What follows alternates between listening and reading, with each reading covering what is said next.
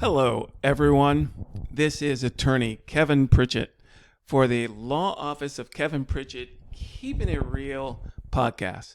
This podcast is dedicated to bringing you the real deal, the straight story, with important legal, retirement planning, and other issues that are vital for you in increasing your wealth. Today's podcast, I'm going to talk about 3 deadly money traps that people routinely ignore when building their wealth.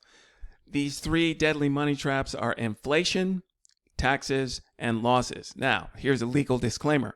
This podcast is not intended to be investment advice. I am not an investment advisor, nor is this podcast intended to be specific legal advice for your particular situation. Should you want legal advice, you should consult an attorney so that you can get specific legal advice for your own in particular situation. Now that we've got those disclaimers out of the way, let's jump right in. Inflation, the silent killer. Why is this a silent killer? Because if your wealth building is not growing at a rate greater than inflation, you're going to fall behind and your purchasing power will be left in the dust. An example. Back when I first started to drive, back in the 70s, mid-70s, gasoline was 25 cents a gallon. Yeah, that's true, 25 cents a gallon. Now gasoline is $4.25 a gallon. I have to make sure that my wealth building is increasing at a rate greater than inflation for me to stay ahead of buying power. Otherwise, the money I have will be worth far, far less. Taxes. Let's talk about taxes. This is crazy here.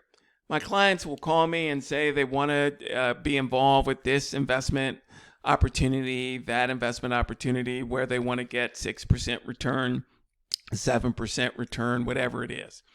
And I tell them, have you considered taxes, the impact of taxes on this? For example, the average tax bite for the average individual is close to about 47%. That means every 45 to 47 cents you make is going to taxes. Looked at another way, starting from January 1st, you don't get to keep any of the money that you make until about about the second to third week of May. Now just think about that. You work from January 1 through the second or third week of May, and all that income you make goes to taxes. You don't get to keep any of it. That's the real impact of taxes. Well, I hear you say, well, Kevin, how am I supposed to take into account taxes? Creating wealth building strategies that prevent you literally from paying taxes on your wealth. There are 3 tax buckets: the tax now bucket, the tax later bucket, and the tax never bucket. Again, I'm going to do podcasts specifically on all 3 of those tax buckets. You should have the minimal amount of money in the tax now bucket, your emergency money, money you need to live and pay expenses for 6 to 12 months. It's okay to keep those in the tax now bucket because you need those right now. The tax later bucket is your IRAs, 401ks. Again, this is a tax trap in and of itself. You want minimal amount of money in the tax later buckets in order to take advantage of the matches that employers may give you for putting money here. It's free money, basically. Kinda, sorta. You end up paying the piper when you take that money out. Again, I'm going to talk about that on another podcast in detail later at another time. But the tax never bucket, yes, there is a bucket. There are types of investments where you can never get taxed on the money. Again, I'll have a podcast going over more detail in those 3. If you have questions about any of these, put your questions down in the comments, depending on where you're seeing or hearing this podcast. Put your comments, your questions. Kevin, I want to know more about the tax buckets or whatever it is. You deal with the tax trap by structuring your assets, your wealth building assets, in the tax never bucket. Okay, the third silent killer is losses. Now, here's a quiz question. Let's say you started with $100,000 and in year one, you lost 10%. But then again, in year two, you made 10%. How are you? Are you okay? Yes? No? Maybe? Friends, the answer is no. Because after that 2-year cycle, you aren't even back to where you started, let alone missing 2 years of growth opportunity. Here are the numbers. Let's say you start with $100,000. You lose 10%. So 10% of $100,000 is $10,000 of losses. $100,000 minus $10,000 is $90,000. At the end of the first year, after the 10% loss, you have $90,000.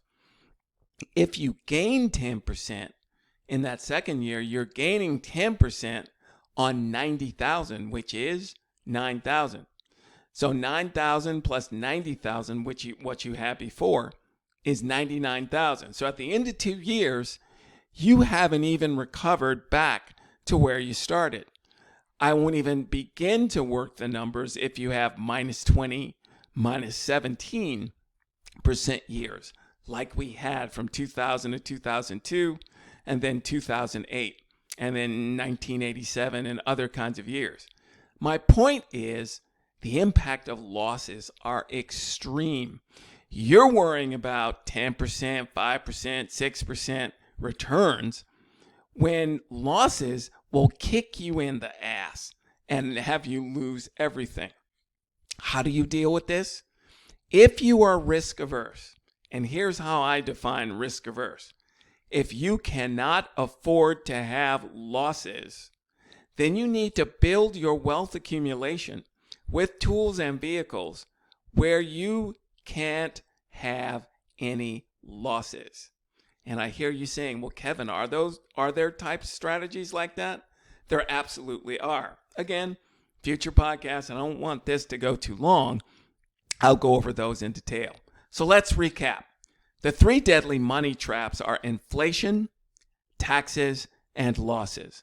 When you're building your wealth accumulation, you must make sure that the strategies you employ are growing at greater than inflation, take into account taxes, and are growing in the tax never bucket to the greatest extent possible, and avoid losses.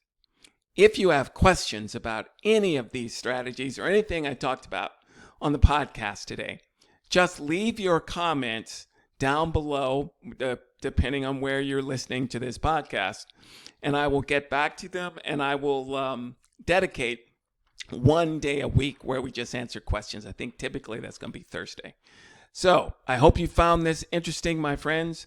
As always, use common sense and keep it real. Kevin Pritchett signing off.